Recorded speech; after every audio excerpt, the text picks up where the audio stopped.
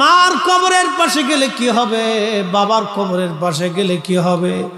যে যুবকরা, যে বন্ধুরা, বৃদ্ধ বাবাজিরা, আমরা আজকে কবর জিয়ারতগুলি ভুলে গেছি, মা বাবার কবরের পাশে যাই না।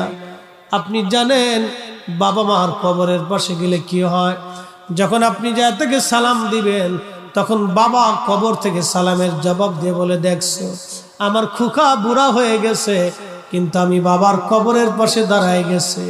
মা ডাকবে, দেখছো আমার ছেলেটার দাড়ি পেকে গেছে, তারপর আমার ছেলে আমার কবরের পাশে দাঁড়ায় গেছে। ওই সন্তানের জন্য বাবা মা তখন খুশি হতে থাকে।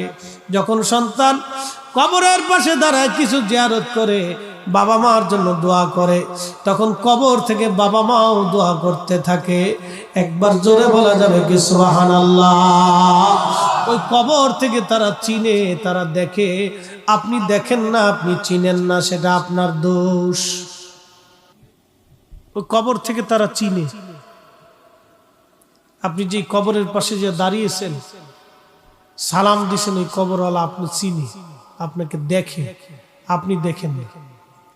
তা না হলে সালাম দেওয়ার অর্থ কি? যে সালামের জবাব দিতে পারে না, সালাম দিতে শোনে না, তাকে সালাম কি করে দিবে?